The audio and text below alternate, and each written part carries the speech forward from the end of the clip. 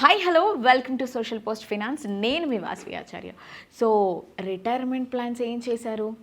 పాకెట్లో 10,000 మిగిలింది అని అంటే ఏం చేయాలో అర్థం అవ్వట్లేదా? ఎక్కడ ఇన్వెస్ట్ చేయాలో అస్సలు తెలియట్లేదా? సో చాలామంది అక్కడ చెయ్యి, ఇక్కడ చెయ్యి, సిప్లో చెయ్యి, లేదు అనంటే వేరే వేరే ఫండ్స్లో ఇన్వెస్ట్ చెయ్యి అని చెప్తున్నారు. కానీ ప్రాపర్గా ఎక్కడ ఇన్వెస్ట్ చేస్తే ఆఫ్టర్ 10 ఇయర్స్, 15 ఇయర్స్, 20 ఇయర్స్ తర్వాత అవి మనకి 1 crore ఎలా క్రియేట్ అవుతాయి అని మాత్రం ఎవరు చెప్పట్లేదా? సో ఫైన్, ఈ క్వశ్చన్స్ అన్నిటినీ ఈరోజు ఈ వీడియోలో నేను మీకు క్లియర్ చేస్తాను. కాబట్టి మీరు ఏం చేయాలి, వీడియోని ఎక్కడ కూడా స్కిప్ చేయకుండా ఎండ్ వరకు చూడాలి. ఈ రోజు ఈ టాపిక్ మీద డిస్కస్ చేయడానికి మనతో పాటు స్టూడియోలో ఉన్నారు చక్రధర్ సార్ ఉన్నారు. He's a mutual fund distributor and finance advisor. సార్ని వెల్కమ్ చేసి ఈ క్వశ్చన్స్ అన్నిటి మీద ఈరోజు మనం డిబేట్ చేద్దాం అనమాట. సో మీరు వీడియోని ఎండ్ వరకు చూస్తేనే ఎక్కడ ఇన్వెస్ట్ చేయాలి, ప్రాపర్ ఇన్వెస్ట్మెంట్ ఏంటి, ఎక్కడ తీసుకుంటే మనకి 20 ఇయర్స్ తర్వాత ఒక మంచి ఫండింగ్ అనేది మనకి రిటర్న్స్లో వస్తుంది అని చెప్పేసి వీడియోలో డిస్కస్ చేద్దాం. సో ఎక్కడ కూడా స్కిప్ చేయకుండా ఎండ్ వరకు చూడండి.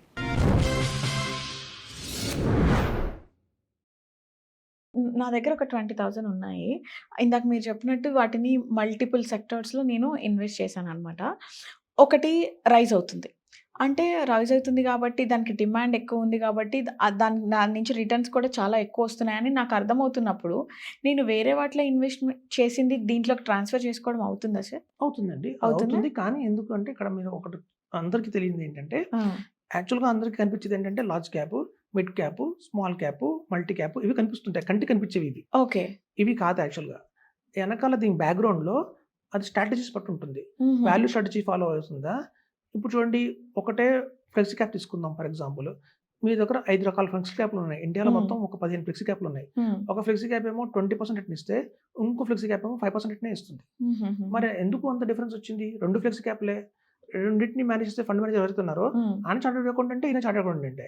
ఆయన దగ్గర 20 మంది టీమ్ ఉంది, ఇంకా 20 టీమ్ ఉంది. ఓకే. సో ఇద్దరికి Bombay stock exchange, Indian stock exchange. అవును. ఒకళ్ళకి పాకిస్తాన్ స్టాక్ ఎక్స్చేంజ్ ఇవ్వలేదు, ఇంకొకరికి శ్రీలంక స్టాక్ ఎక్స్చేంజ్ ఇవ్వలేదు. అందరికి ఇదే స్టాక్ ఎక్స్చేంజ్, అందరికి ఇవే స్టాక్స్, అందరూ వెల్ క్వాలిఫైడే, అందరూ చార్టర్డ్ అకౌంటెంట్లే. కానీ ఒక ఫ్లెక్సీ క్యాప్ ఏమో 18% ఇస్తే, ఇంకోటేమో 8% ఇచ్చారు. 10% గ్యాప్ ఉంది. ఎందుకు ఇలా ఉంది అంటే, యాక్చువల్‌గా ఆయన తీసుకున్న స్ట్రాటజీ వేరు, వీళ్ళు తీసుకున్న స్ట్రాటజీ వేరు. ఇందులో స్ట్రాటజీస్ ఎలా ఉంటాయంటే, మొమెంటమ్ స్ట్రాటజీ ఒకటి ఉంటుంది, వాల్యూ స్ట్రాటజీ ఒకటి ఉంటుంది, గ్రోత్ ఒకటి ఉంటుంది, క్వాలిటీ ఉంటుంది, లో వాలిటాలిటీ ఒకటి ఉంటుంది. ఇవి డిఫరెంట్ స్ట్రాటజీస్ అనమాట. సో కొన్ని మ్యూచువల్ ఫండ్స్ హౌస్ ఏమో వాల్యూని ఫాలో అవుతాయి, కొన్ని మొమెంటమ్ ఫాలో అవుతాయి, కొన్ని గ్రోత్ని ఫాలో అవుతాయి. వాళ్ళ చాయిస్ ఏదైనా ఫాలో అవ్వచ్చు, కానీ స్ట్రాటజీ మాత్రం ఇదే. ఓకే. ఇప్పుడు మార్కెట్లో ఎలాంటి స్ట్రాటజీ రన్ అవుతుంది అనేది మోస్ట్ ఇంపార్టెంట్. ఇప్పుడు మార్కెట్లో మొమెంటమ్ స్టార్ట్ అయింది అనుకోండి, దాని హవా ఉందనుకోండి, ఈ మొమెంటమ్ పట్టుకున్న వాళ్ళందరూ ఫండ్స్ పైకి వెళ్ళిపోతాయి. ఓకే. కానీ వెరస్ వాల్యూ పడిపోతుంది, కింద గ్రోత్ పడిపోతుంది. గ్రోత్‌కి వాల్యూ ఉండదు, క్వాలిటీకి వాల్యూ ఉండదు, ఓన్లీ మొమెంటమే నడుస్తుంది. అలా అన్న నడుస్తుంది, 3 ఇయర్స్‌కి నడుస్తుంది. తర్వాత అదే మార్కెట్ రొటేషన్ అయ్యి మళ్ళీ ఈసారి వాల్యూకి ఛాన్స్ ఇస్తుంది. ఓకే. అప్పుడు ఈ మొమెంటం వాళ్ళందరూ కనబడి వాల్యూ వాళ్ళు పైకి వెళ్తారు అనమాట. ఫైన్. సో అందుకనే ఏంటంటే, మనం ఎప్పుడు large cap, mid cap, small cap అలా కాదు. మీ చేస్తున్న ఎస్ఐపి ఏదైతే ఉందో కొంత మొమెంటంలో పెట్టాలి, కొంత వాల్యూ మీద పెట్టాలి, కొంత క్వాలిటీ మీద పెట్టాలి.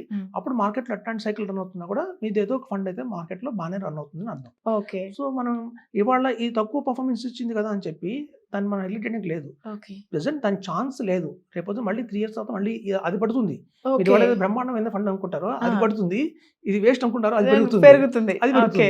కాబట్టి అలా చేసుకున్నాం అనుకోండి. మనం ఇప్పుడు చెప్తాను చూడండి, మనం ఇప్పుడంటే రైల్వే రిజర్వేషన్ కౌంటర్స్ లేవు, అందరం యాప్ ఓపెన్ చేసి మనం టికెట్ బుక్ చేసుకుంటాం మనం ఆన్లైన్. కానీ మా చిన్నప్పుడు అలా ఉండేది కాదు. మనం సెంటర్కి వెళ్ళాలి, రైల్వే స్టేషన్ లో కౌంటర్లు ఉంటాయి, అక్కడే వాళ్ళకి టికెట్లు ఇచ్చేవాళ్ళు. సో మనకి సమ్మర్ హాలిడేస్ వచ్చాయంటే లైన్లు పెద్ద పెద్దగా ఉండేవి. ఎందుకంటే కాగితం ఇస్తారు, ఆ కాగితం మీద రాయాలి, హైదరాబాద్ నుంచి తిరుపతికి వెళ్తున్నాను, నారాయణాద్రి ఎక్స్ప్రెస్, ఇంతమంది పేర్లన్నీ రాసి లైన్ నుంచి ఉంటే కానీ టికెట్ వచ్చేది కాదు. అప్పుడు ఎలా ఉండేదంటే క్యూ సిస్టమ్ ఉండేది. సో కౌంటర్లు ఉంటాయి, 3-4 కౌంటర్స్. మనకి 3-4 కౌంటర్స్లో మన కౌంటర్ ఎవరైతే టికెట్ ఇస్తున్నారో ఆయన ఏదో టీ తాగడానికో వాష్రూమ్ వెళ్ళడానికో క్లోజ్ చేస్తాడు. అప్పుడేమవుతుంది, పక్క లైన్ ముందుకు వెళ్తూ ఉంటాయి, మనం అక్కడే అయిపోతాం. మనమే అనుకుంటాం, అరే అవన్నీ ముందుకు వెళ్తున్నాయి, మనం అక్కడ ఆగిపోయాము, ఎందుకు ఇక్కడి నుంచి అక్కడ జంప్ చేయకూడదు అనుకుంటాం. అనుకొని ఈ లైన్ వదిలేసి అక్కడ చేరుతాం. మనం వెళ్ళటం ఆలస్యం, ఆయన వస్తాడు, ఈయన వెళ్తాడు, ఫ్రీ అయిపోతుంది, మళ్ళీ ఇది పోతుంటుంది, ఆగిపోతుంది.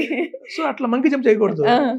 ఎందుకంటే వాళ్ళు కూడా చూసుకొని వెళ్తారు, అందరూ ఒకసారి వెళ్ళకూడదు. ఈ ఎక్స్పీరియన్స్ నాకు అయింది సార్ ఒకసారి. మీరు చెప్పిన ఎక్స్పీరియన్స్ నాకు అయింది, ఎయిర్పోర్ట్ లో అయింది సార్. అంటే నేనున్న లైన్ అసలు కదలట్లేదు అని చెప్పేసి పక్క లైన్ ఉంది, పక్క లైన్ లో చాలా తక్కువ మంది ఉన్నారు, తొందరగా మూవ్ అవుతుంది అని చెప్పేసి నేను ఏం చేశాను, నాకు లేట్ అవుతుంది అని చెప్పి నేను ఆ లైన్ లోకి వెళ్ళాను. ఇది స్టక్ అయిపోయింది, వీళ్ళందరూ వెళ్ళిపోయారు. లైవ్ ఎక్స్పీరియన్స్ సార్ మీరు చెప్పింది. అసలు సినిమా థియేటర్ లోనూ అదే అవుతుంది, ఇలా కౌంటర్ సిస్టమ్ ఎక్కడున్నా కూడా అంతే అవుతుంది. ఎందుకంటే బ్యాగేజ్ చెకింగ్ మీరు చెప్పినట్టు ఎయిర్పోర్ట్ లో కూడా కొంతమందికి లేట్ అవ్వచ్చు, కొంతమంది తొందరగా అయిపోవచ్చు, కొంతమంది ఏంటంటే కొంతమంది మీరు చెప్పినట్టు ఫాస్ట్ అవుతాయి. సో అలాగే ఏంటంటే మన మున్సిపల్స్ కూడా అంతే, ఉన్న 5లో 2 స్టక్ అవుతాయి. అవి ఎందుకు స్టక్ అయినా రీజన్ తెలుసుకోవాలి ముందు. ఆ రీజన్ తెలుసుకోకుండా స్టక్ అని అనుకోవడం లేదు. దాని స్ట్రాటజీ ఏంటి, ఆ స్ట్రాటజీ మార్కెట్ లో లేదు కాబట్టి స్టక్ అయింది. లేకపోతే దానికి టైం వస్తుంది, అంతకాలం మనం వెయిట్ చేయాలి. సో అట్లా కనుక వెయిట్ చేస్తే మాత్రం రిటర్న్స్ తెచ్చుకోవచ్చండి. ఇది ఎంత ఓవర్ పీరియడ్ ఆఫ్ ఎక్స్పీరియన్స్ మీద వస్తుంది తప్ప మనకి ఏదో యాప్ తీసేసుకొని ఇన్వెస్ట్మెంట్ చేస్తే కొట్టే సులభం అండి. ఇప్పుడు నాకు తెలిసింది కదా సార్, లైన్ లో మనం ఫస్ట్ ఏది స్టార్ట్ చేస్తే కష్టమైన నష్టమైన దాన్ని లాస్ట్ వరకు వెళ్ళాలి అని చెప్పేసి. కాకపోతే ఇంకోటి ఏంటంటే అది ముందు తెలియాలి మంచిదే కాదా అని చెప్పి.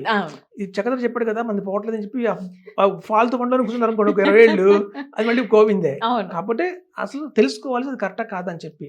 ఇప్పుడు చాలా మంది ఏంటంటే అండి, మమ్మల్ని సంప్రదించకుండా, అంటే ఎక్స్పీరియన్స్ ఉన్న వాళ్ళందరినీ సంప్రదించకుండా యాప్స్ వచ్చేసాయి కదా, డైరెక్ట్ గా యాప్ లో వెళ్ళిపోదాం అనుకుంటారు. అది చాలా రాంగ్ అనమాట. ఎందుకంటే థౌసండ్స్ ఆఫ్ ఫండ్స్ లో ఏవి కరెక్ట్ ఫండ్స్ అంటే హార్డ్లీ 50-30 ఉన్నాయండి. నిజంగా కోర్టులు చేసే ఫండ్స్ 30 ఉన్నాయి. రిమైనింగ్ 970 ఫండ్స్ టైం పాస్ ఫండ్సే. మనం అట్లాంటి టైం పాస్ ఫండ్స్ లో పెట్టుకున్నామంటే టైం వేస్ట్ అయిపోతుంది, మనీ వేస్ట్ అయిపోతుంది. ఇప్పుడు ఎలా ఉంటుందంటే మీకు ఎగ్జాంపుల్ చెప్తాను, మంచి ఎగ్జాంపుల్. ఇప్పుడు ఒక డ్రాయింగ్ కాంపిటీషన్ ఉందనుకోండి, డ్రాయింగ్ కాంపిటీషన్ లో ఒక 60 మంది పిల్లలకి మనం కాంపిటీషన్ పెట్టాం. అందులో ఫస్ట్ వచ్చే అబ్బాయి ఒకడే ఉంటాడు. ఆ అబ్బాయికి ఏమొస్తుంది, ఒక సర్టిఫికేట్ వస్తుంది, గోల్డ్ మెడల్ కూడా వస్తుంది. గోల్డ్ మెడల్ వాట్ మెడల్ వస్తుంది. మిగతా 60 మందిని డిసప్పాయింట్ చేయకూడదు కదా, వాళ్ళు పార్టిసిపేట్ చేశారు కాబట్టి పార్టిసిపేషన్ సర్టిఫికేట్ ఒకటి ఉంటుంది. బాబు నువ్వు పార్టిసిపేషన్ సర్టిఫికేట్ ఇస్తారు. అలాగే మ్యూచువల్ ఫండ్స్ లో కూడా ఎంతో మంది ఇన్వెస్ట్మెంట్ చేస్తారు కానీ కోర్టులో వాళ్ళు ఒకళ్ళే అవుతారు. మిగతా వాళ్ళందరికీ పార్టిసిపేషన్ సర్టిఫికేట్ వస్తుంది. ఓకే, వాడు ఇన్వెస్ట్ చేశారు కాబట్టి నేను ఇన్వెస్ట్ చేశాను, నా ఎదుటి వాళ్ళు ఎస్ఐపి చేస్తున్నారు, నేను ఎస్ఐపి చేస్తున్నాను. అలా పార్టిసిపేషన్ కోసం మీరు చేస్తున్నారా, నిజంగా మీకు 1 crore కావాలి అని డెడికేటెడ్ చేస్తున్నారా అనేది మోస్ట్ ఇంపార్టెంట్. సో అలా కనుక మనం బాగా ట్రైన్ తీసుకోవాలి. ఇప్పుడు 60 మంది పిల్లల్లో అబ్బాయి డ్రాయింగ్ లో ఫస్ట్ ఎందుకు వచ్చాడంటే అతను ఎవరో ఒక అతని దగ్గర ట్రైనింగ్ తీసుకుంటున్నాడు, అవి మెడికల్ నేర్పిస్తున్నాడు, ఎట్లాంటి కలర్స్ వాడాలని నేర్పిస్తున్నాడు. వెల్ ట్రైన్డ్ పర్సన్ కి మెడల్ అనేది వస్తుంది. మిగతా వాళ్ళందరూ మన ఇంట్లో బొమ్మల్లాగా ట్రీ వేసి హట్ వేస్తే రాదు.